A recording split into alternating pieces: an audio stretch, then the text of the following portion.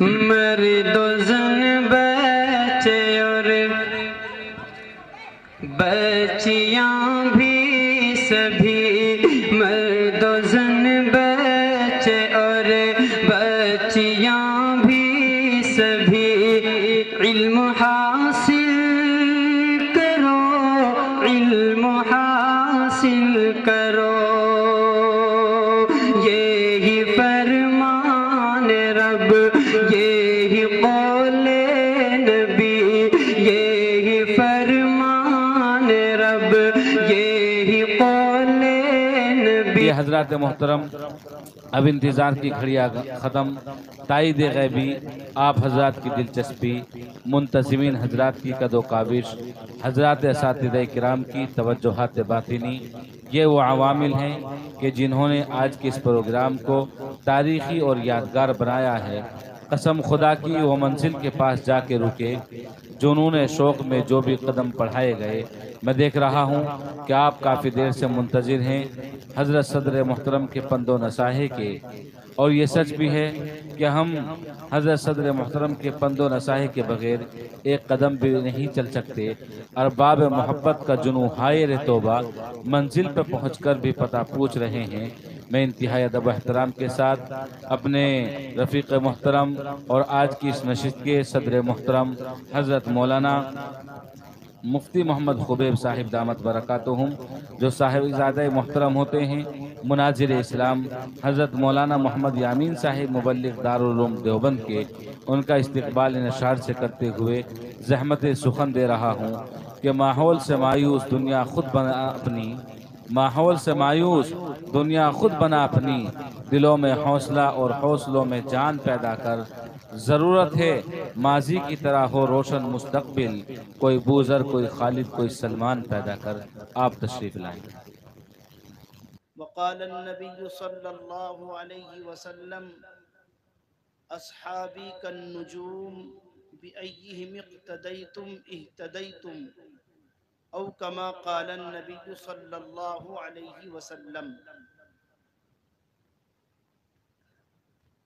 کس نے دروں کو اٹھایا اور صحرا کر دیا، کس نے دروں کو اٹھایا اور صحرا کر دیا، کس نے قطروں کو ملایا اور دریا کر دیا، کس کی حکمت نے یتیموں کو دیا در یتیم اور غلاموں کو زمانے بھر کا مولا کر دیا، غرض ایک آدمیت کا سامہ مہیا کر دیا، ایک عرب نے آدمی کا بول بالا کر دیا، درفشانی نے تیری قطروں کو دریا کر دیا، دل کو روشن کر دیا آنکھوں کو بینا کر دیا، خود نہ تھے جو راہ پر اوروں کے ہادی بن گئے، خود نہ تھے جو راہ پر اوروں کے ہادی بن گئے، کیا نظر تھی جس نے مردوں کو مسیحا کر دیا۔ اگر آپ کی اجازت ہو میں اپنی بات شروع کروں، صرف کہنے سے نہیں، خاموش ہو کر ثبوت پیش کیجیے گا۔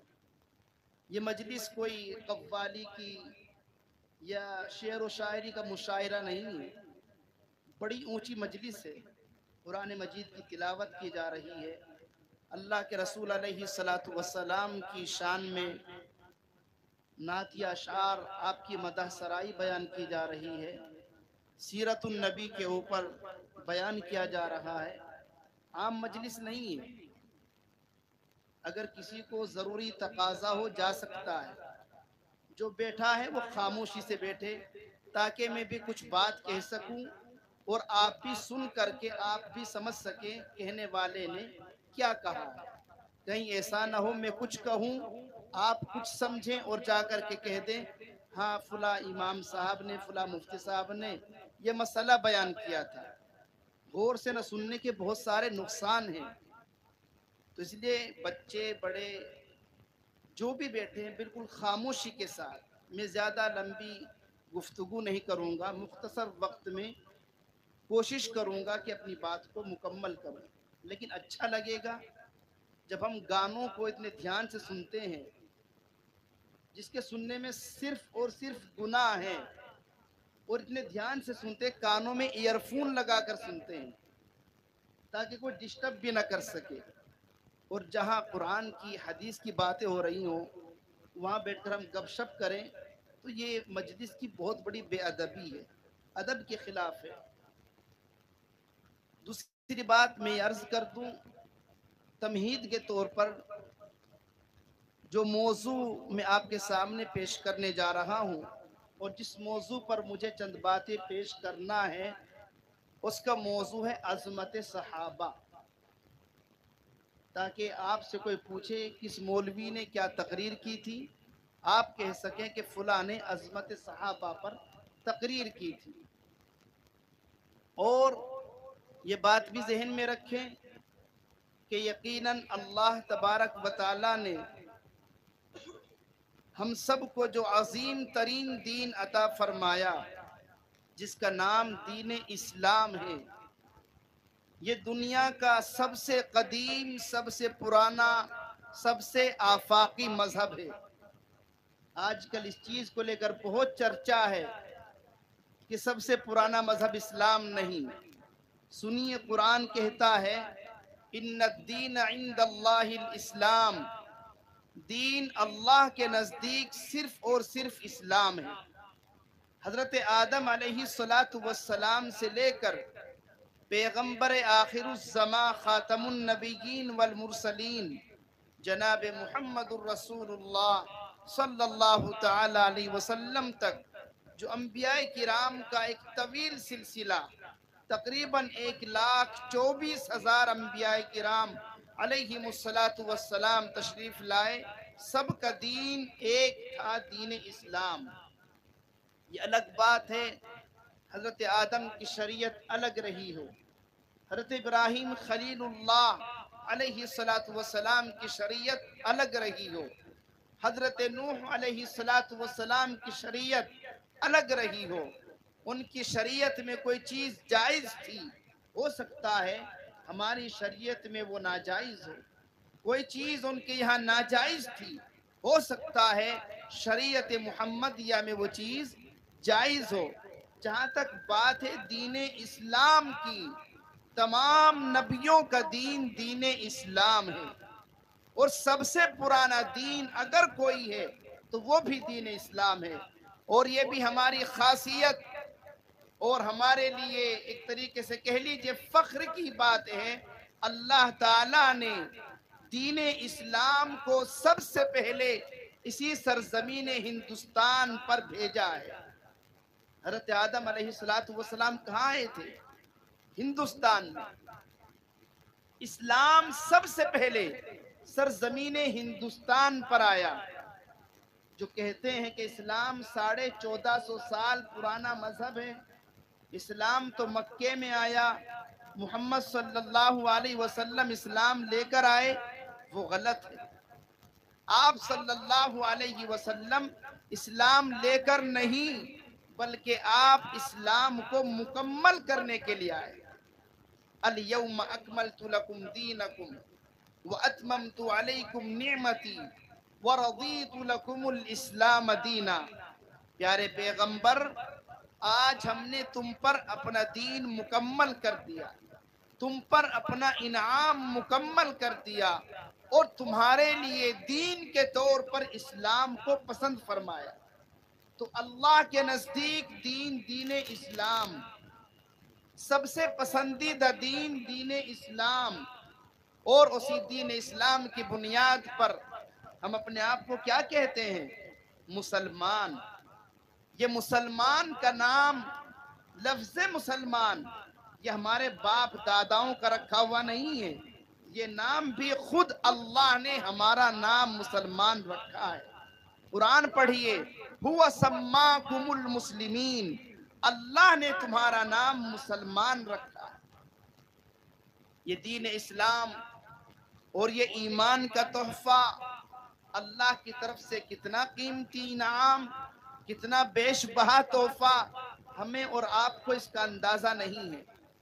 اگر معلوم کرنا ہے اسلام کی اہمیت کا، اگر پتہ لگانا ہے ایمان کے انعام کا، کہ اللہ کی طرف سے کتنا قیمتی اثاثہ جا کر معلوم کیجئے برادران وطن سے، معلوم کیجئے دشمنان اسلام سے، معلوم کیجئے اعدائے مسلمین سے۔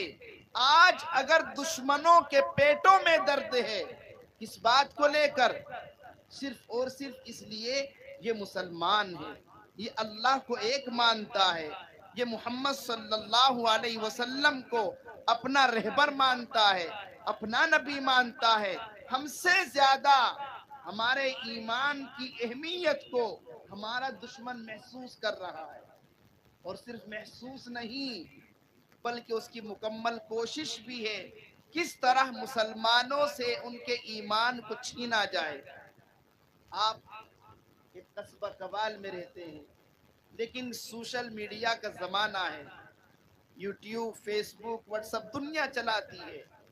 آپ واقعات پڑھیے، واقعات دیکھیے، اخبارات میں خبریں پڑھیے، روزانہ کس قدر لڑکیاں اسلام کو چھوڑ کر دوسروں کا مذہب اختیار کر رہی ہیں، مرتد ہو رہی ہیں، پڑھنے جا رہی ہیں یونیورسٹیوں میں، کالجوں میں، کوچنگ سینٹر پر، اور ان کی دوستی، ان کے تعلقات ان لڑکوں سے کہ وہ دوستی میں، محبت میں بالکل اندھی ہو کر اپنے باپ داداؤں کو چھوڑ کر، خاندان کو چھوڑ کر، یہاں تک کہ اللہ کے پسندیدہ دین اسلام کو چھوڑ کر اس طریقے کو اختیار کر رہی ہیں جس طریقے پر چلنے کے بعد جہنم کے علاوہ کوئی اور راستہ نہیں ہے۔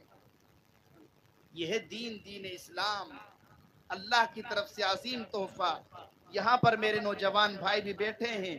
اپنی اصل گفتگو شروع کرنے سے پہلے یہ میں چند تمہیدی باتیں بیان کر رہا ہوں، اپنے نوجوانوں سے کہوں گا، اس روئے زمین پر اگر سب سے گندا رشتہ کوئی ہے، سب سے خبیث رشتہ، سب سے برا رشتہ اگر کوئی ہے، وہ بوائے فرینڈ اور گرل فرینڈ کا رشتہ ہے، سب سے خبیث رشتہ۔ اگر میرا کوئی بھائی اس بیماری میں مبتلا ہے، یہ میری آواز جہاں تک پہنچ رہی ہے، کسی باپ کی بیٹی، میری کوئی بہن اگر اس خبیث رشتے میں مبتلا ہے، توبہ کا دروازہ بند نہیں ہے، اللہ کے سامنے توبہ کرے، اس ناپاک رشتے کو ختم کرے اور اس جائز رشتے کو وجود میں لائے جس کے بارے میں اللہ کے پیغمبر صلی اللہ علیہ وسلم نے انہی جوانوں کو مخاطب کر کے فرمایا تھا، یا معشر الشباب من استطاع منکم الباءۃ فلیتزوج فإنه اغض للبصر واحسن للفرج، او کما قال علیہ الصلوۃ والسلام۔ کیا فرمایا تھا؟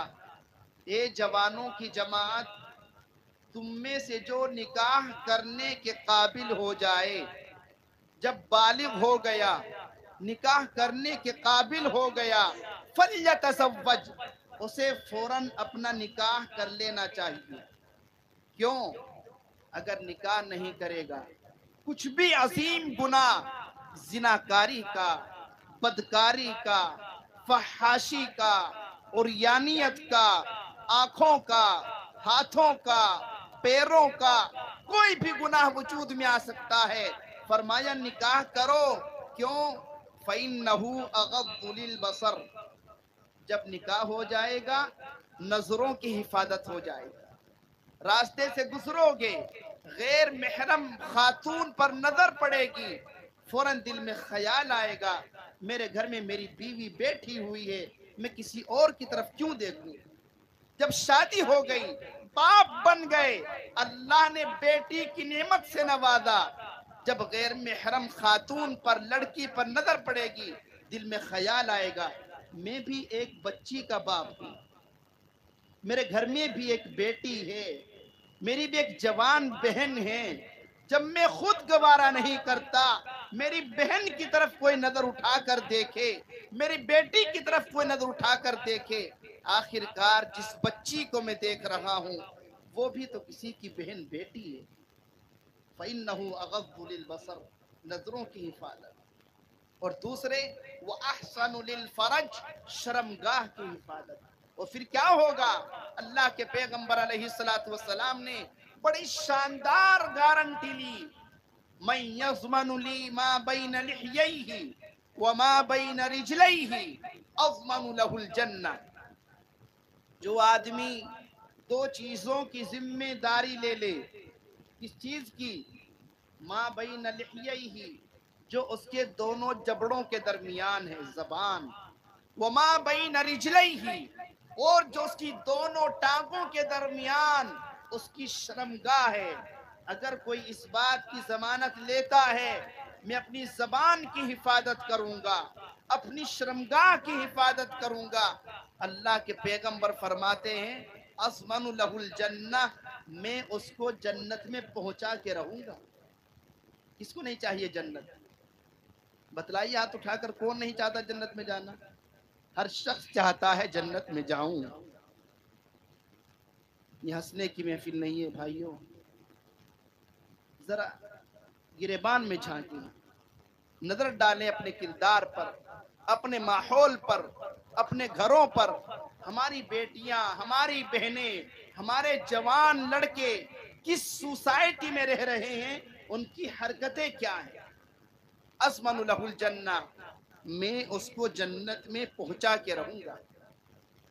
یہ آپ صلی اللہ تعالی علیہ وسلم کی عظیم باتیں، اتنی عظیم نصیحتیں، اسلام کا سچا دین ہونا، پسندیدہ دین ہونا.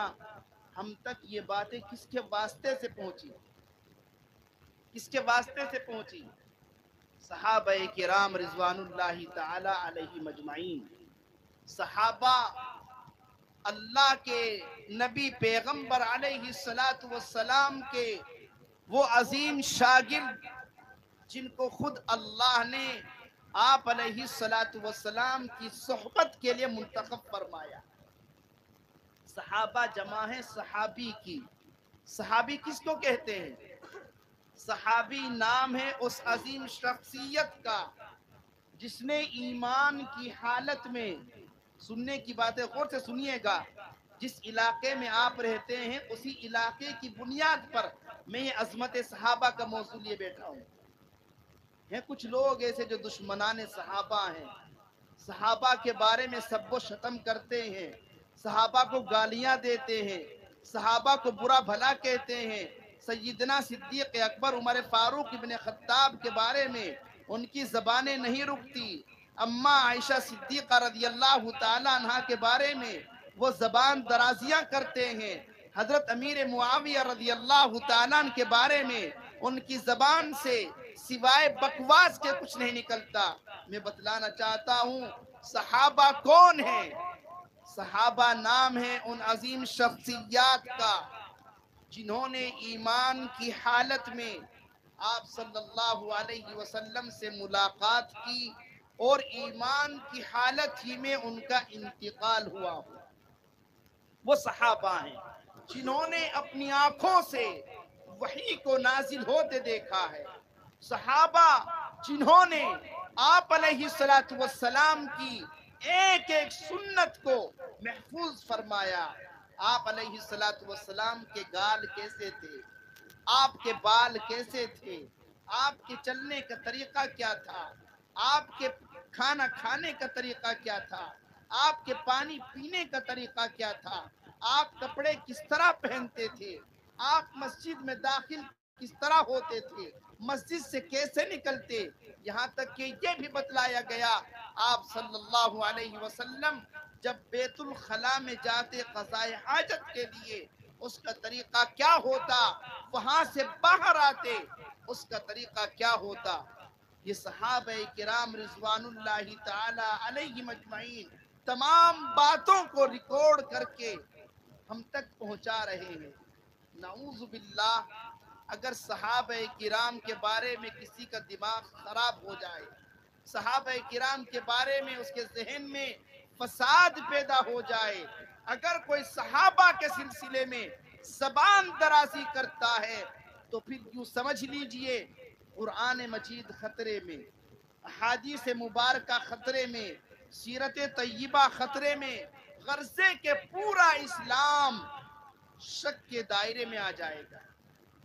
جن مبارک ہستیوں کے ذریعے ہم تک دین اسلام پہنچا ہے، جب ان ہستیوں کے بارے میں ہمارا دماغ خراب ہو چکا ہے تو پھر قرآن کے بارے میں کیا کہا جائے گا، حدیث کے بارے میں کیا کہا جائے گا، سیرت کے بارے میں کیا کہا جائے گا۔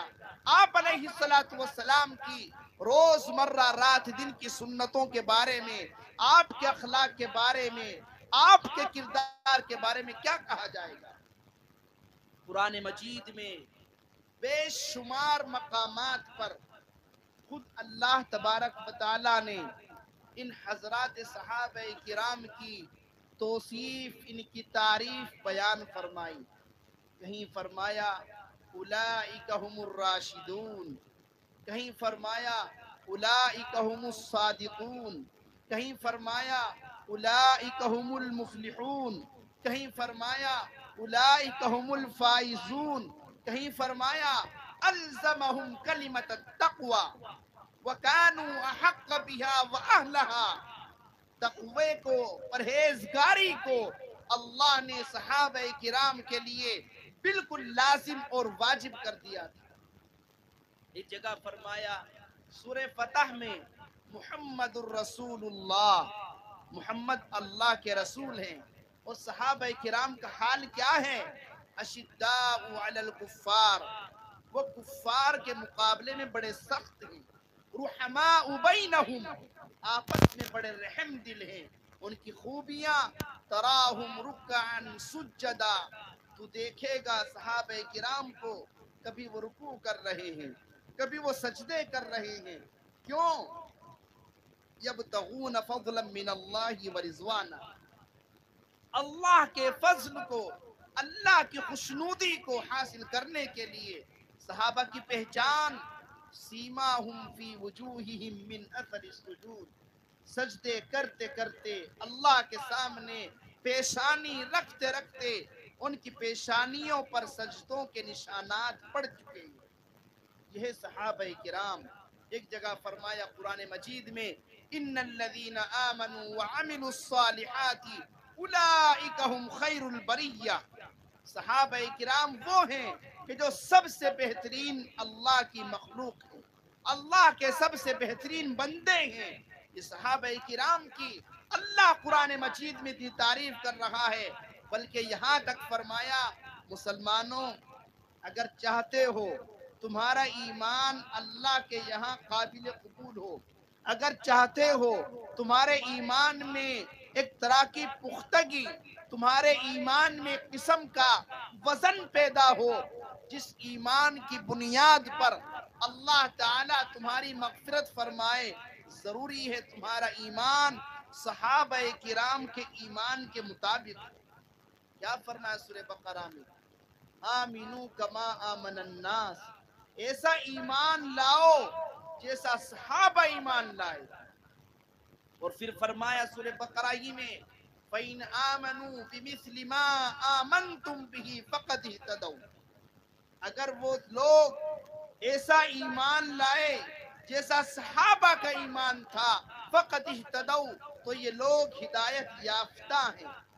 صحابہ کو اللہ معیار حق بنا رہا ہے، صحابہ کرام کو اللہ ہمارے ایمان کے لیے پرکھنے کا ایک معیار اور ذریعہ بنا رہا ہے۔ یہ ہے صحابہ کرام کی وہ عظیم ہستیاں جن کی تعریف خود رب کائنات اس قرآن مجید میں کر رہا ہے جس کی تلاوت قیامت تک کی جائے گی۔ صحابہ کرام رضوان اللہ تعالی علیہم اجمعین، اللہ نے فرما دیا اور عظیم سرٹیفکیٹ عطا فرمایا رضی اللہ عنہم ورضوا عنہ، اللہ ان سے راضی اور وہ اللہ سے راضی ہیں۔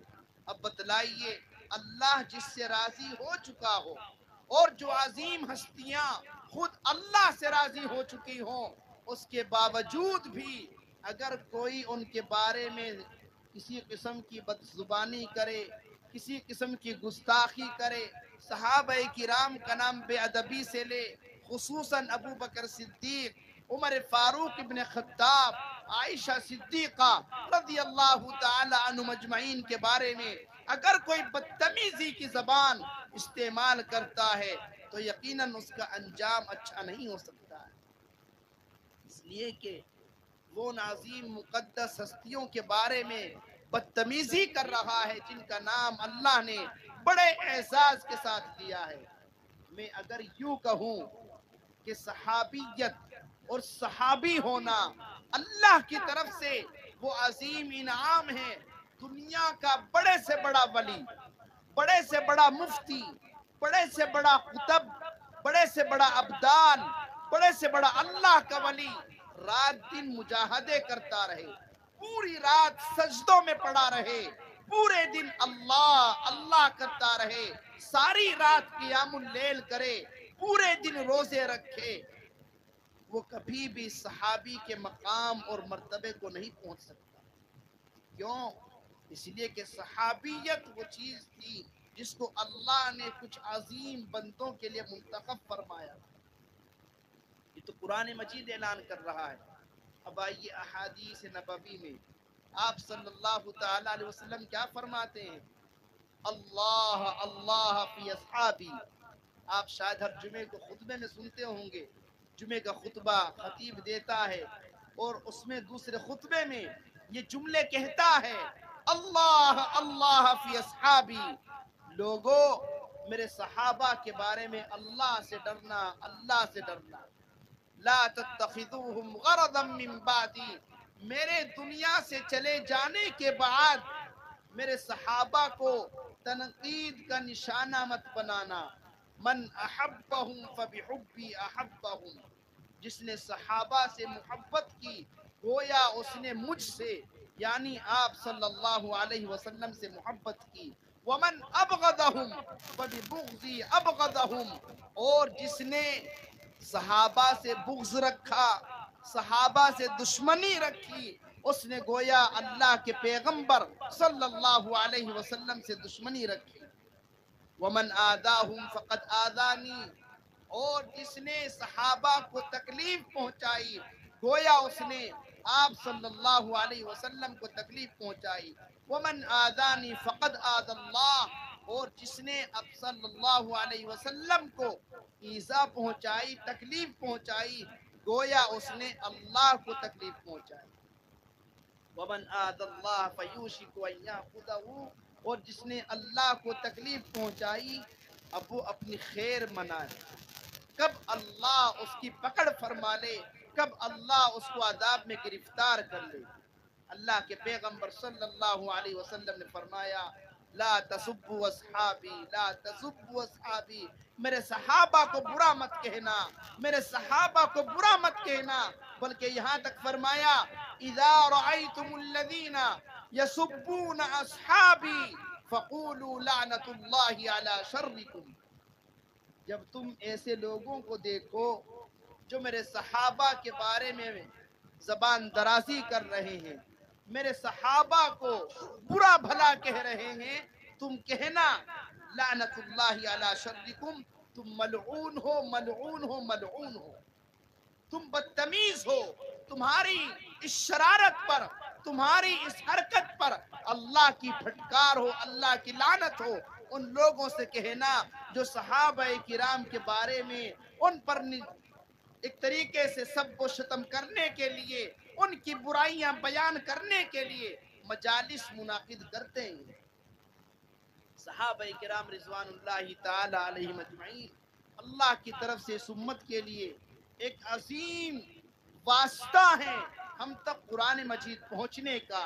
صحابہ کرام ایک عظیم سلسلہ ہے ہم تک احادیث کے پہنچنے کا۔ صحابہ کرام ایک عظیم کڑی ہے ہم تک اللہ کے رسول علیہ السلام کی 63 سالہ حیات طیبہ کے پہنچنے کا۔ آج اگر ہمیں یہ معلوم ہے فلاں چیز حلال ہے، فلاں حرام ہے، فلاں چیز جائز ہے، فلاں ناجائز ہے، یہ تمام کی تمام باتیں الحمد سے لے کر والناس تک قرآن مجید کے 30 پارے بعینہ اسی طرح جس طرح اللہ نے نازل فرمایا تھا آج اگر اپنی اصلی شکل میں موجود ہے، یہ سب کا سب احسان ہے ہمارے اوپر صحابہ کرام رضوان اللہ تعالی علیہ مجمعین کا۔ اسی سلسلے میں نے اشعار پڑھے تھے. شاعر نے بڑے بہترین انداز میں صحابہ کرام کی تعریف کرتے ہوئے کہا ہے، کس نے دروں کو اٹھایا اور صحرا کر دیا، کس نے قطروں کو ملایا اور دریا کر دیا، کس کی حکمت نے یتیموں کو دیا در یتیم اور غلاموں کو زمانے بھر کا مولا کر دیا. غرض ایک آدمیت کا ساما مہیا کر دیا، ایک عرب نے آدمی کا بول بالا کر دیا. درفشانی نے تیری قطروں کو دریا کر دیا، دل کو روشن کر دیا، آنکھوں کو بینا کر دیا. خود نہ تھے جو راہ پر اوروں کے ہادی بن گئے، کیا نظر تھی جس نے مردوں کو مسیحا کر دیا. یہ تھے صحابہ کرام رضوان اللہ تعالی علیہم اجمعین. آج اگر ہمارے سامنے کوئی کسی صحابی کے بارے میں، کسی چھوٹے سے چھوٹے صحابی کے بارے میں بھی اگر کسی قسم کی بد کلامی کرتا ہے، بد زبانی کرتا ہے اور بہت ہی بدتمیزی کے ساتھ ان کا نام لیتا ہے، ایک سنی ہونے کی حیثیت سے، ایک مسلمان ہونے کی حیثیت سے، اہل سنت والجماعت کا فرد ہونے کی حیثیت سے اس کی ذمہ داری بنتی ہے کہ صحابہ کرام کی عظمت کو بیان کرے، ان کے فضائل کو بیان کرے، صحابہ کرام کی منقبت کو بیان کرے، صحابہ کرام کے احسانات کو امت کے سامنے پیش کرے، تاکہ امت کو تاریخ کی صحیح تصویر اس کے سامنے آئے اور صحابہ کرام کی عقیدت، صحابہ کرام کی محبت ہمارے دلوں میں پیوست ہو جائے. اخیر میں پھر میں ایک مرتبہ عرض کروں گا اپنے جوان بھائیوں سے کہ اپنی اس جوانی کا صحیح استعمال کریں. اللہ کی طرف سے اتنے عظیم نعمت ہے. احادیث میں کل قیامت کے دن جن 7 قسم کے لوگوں کو اللہ نے اپنے عرش کے سائے میں جگہ دینے کا اعلان فرمایا کہ کل قیامت کے دن جب سورج بالکل سر کے اوپر ہوگا، ہر انسان، ہر ایمان والا اللہ کے عرش کے سائے کا محتاج ہوگا، جبکہ اللہ کے سائے کے علاوہ کوئی سایہ نہیں ہوگا، صرف اللہ کے عرش کا سایہ ہوگا. جن 7 قسم کے لوگوں کو اللہ اپنے ایئر کنڈیشن سائے میں جگہ عطا فرمائے گا، ان میں سے ایک انسان وہ بھی ہوگا وَشَابٌ نَشَأَ فِي عِبَادَةِ رَبِّهِ، وہ جوان جس نے اپنی جوانی اللہ کی عبادت میں گزاری ہوگی. ہم ذرا سوچیں، رات کے 12 بجے تک، 1 بجے تک موبائل کی گپ شپ میں، گندی ویڈیو میں، فحاشی میں، غلط واٹس ایپ پر الٹے سیدھے میسیج کے ذریعے سے ہم اپنی جوانی کو، اپنے رات کے آرام کو، اپنی نیند کو کس طرح برباد کر رہے ہیں، اور فجر کی اذان کب ہوتی ہے ہمیں خبر تک نہیں. محلے کے چند بوڑھے جو ہمارے دادا لگتے ہیں، تایا لگتے ہیں، صرف وہ مسجد میں نظر آتے ہیں، اور وہ بھی صرف اگلی صف میں. پورا نوجوان طبقہ. بڑا افسوس ہوتا ہے مولانا محمود صاحب، اگر کسی سے آپ کہیں نوجوان سے آؤ بھائی نماز کا وقت ہو رہا ہے، کیا جواب ملتا ہے؟ کپڑے پاک نہیں. ایک مسلمان کا یوں کہنا کپڑے پاک نہیں ہے، کیا مطلب؟ وہ ناپاک ہے. یا وہ یوں کہے میں نے پیشاب کیا تھا اور اس کے بعد میں نے استنجا نہیں کیا، معمولی بات نہیں ہے. اللہ کے پیغمبر کیا فرماتے ہیں؟ استنزہوا عن البول، پیشاب کے قطروں سے بچو. کیوں؟ فإن عامة عذاب القبر منہ، زیادہ تر قبر کا جو عذاب ہوتا ہے وہ پیشاب سے نہ بچنے کی وجہ سے ہوتا ہے. اور ہم لوگ پیشاب کر کے اٹھ گئے، استنجا کرنے کی توفیق نہیں. ہاں اگر اسی جوان سے آپ یہ کہیں بھئی فلاں کی بارات میں چلنا ہے، بس رکو ابھی آ رہا ہوں کپڑے پہن کر، 10 منٹ میرا انتظار کرنا، کپڑے تیار رکھے ہیں بارات میں جانے کے لیے، شادیاں اٹینڈ کرنے کے لیے، دوست کی سلامی پر بیٹھنے کے لیے، شاندار کپڑے موجود، لیکن نماز پڑھنے کے لیے نہ کپڑے پاک ہیں نہ بدن پاک. تو اس لیے میں جوانوں سے کہوں گا اور جوانوں کے والدین سے بھی کہوں گا بچوں کے جوان ہوتے ہی ماحول اور معاشرہ اچھا نہیں ہے. جوان ہوتے ہی کوشش کریں ان کے لیے مناسب رشتہ ڈھونڈ کر ان کی شادیاں کر دی جائیں. مناسب رشتہ تلاش کر کے ان کا شریعت کے دائرے میں نکاح کر دیا جائے. اور دوسری ایک بات کہہ کر کے اپنی بات ختم کرتا ہوں. شادیوں میں تو خرافات تو بہت ساری ہیں، سنتے ہی رہتے ہیں، گانا بجانا کھلا. لیکن سب سے عظیم وہ برائی جہاں پر ہماری بہنوں بیٹیوں کے ساتھ سب سے زیادہ بدتمیزی کی جاتی ہے، کون سا موقع ہے؟ سلامی کا موقع ہے یا نہیں ہے سر؟ اگر آج میرے ہی گھر میں شادی ہو، میری بہن کی، میری بیٹی کی، اور سلامی کی نوبت آئے، کیا ہوتا ہے؟ میری دوسری بہن، میری بیٹیاں ان غیر محرم لڑکوں کے ساتھ ہنسی مذاق، اپنے ہاتھوں سے کھلانا، اپنے ہاتھوں سے پلانا، اور پھر خدا نہ خواستہ کل کوئی بات ہو جائے، پھر ماں باپ بیٹھے ہوئے رو رہے ہیں. حرکتیں کیوں کی ہم نے؟ میں آپ سے وعدہ لیتا ہوں سلامی ختم کریں گے انشاءاللہ. سب نے ہاتھ نہیں اٹھائے. وعدہ کرے کہ انشاءاللہ گھروں سے سلامی کا رواج ختم کریں گے. کون پیار نہیں کرتا اپنی بیٹی سے؟ کس کو اپنی بہن کی عزت پیاری نہیں؟ اور پھر بھی ہم ایسی حرکتیں اپنے گھروں میں کرائیں کہ غیر محرم لڑکے دولہے کے ساتھ میں 4-5 اس کے مستنڈے دوست بدتمیزی کرنے والے ہمارے گھر میں آ کر خود ہماری آنکھوں کے سامنے ہماری بہنوں بیٹیوں کے ساتھ ہنسی مذاق کریں، اور ہم آرام سے کھڑے ہوئے فوٹو کھینچ رہے، ویڈیو بنا رہے، اور پھر ان کو دوسروں تک شیئر کر رہے ہیں، دیکھو میری بہن، میری بیٹی کیسے اپنے ہاتھوں سے دودھ پلا رہی ہے. باتیں تھوڑی کڑوی ہیں لیکن سچی ہیں اور مبنی بر حقیقت. اس چیز کو ختم کریں، انشاءاللہ گھروں میں سکون آئے گا، بچوں کی عزت محفوظ رہے گی. اللہ تبارک و تعالی ہم سبھی کو عمل کرنے کی توفیق نصیب فرمائے. کوئی بات کڑوی یا سخت لگی ہو تو آپ بھی مجھے معاف فرمائیں. آمین. وآخر دعوانا ان الحمدللہ رب العالمین.